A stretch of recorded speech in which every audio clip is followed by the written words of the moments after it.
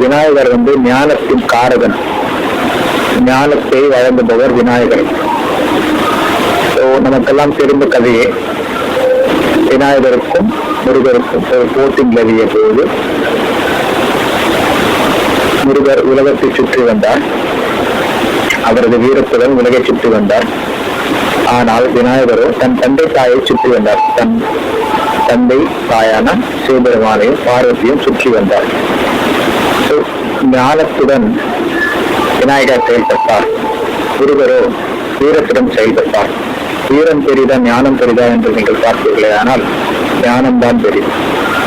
வீரத்துடன் உலகை முழுவதும் சுற்றி வந்த முருகப் பெருமாள், ஆனால் விநாயகரோ தன் தந்தை தாயை சுற்றி வந்தார். இது எதை குறிப்பிடுகிறது என்றால், தன் தந்தை தாயே அனைத்தும், அதாவது சிவபெருமானும் பார்வதியும் அனைத்தும், அவரே இந்த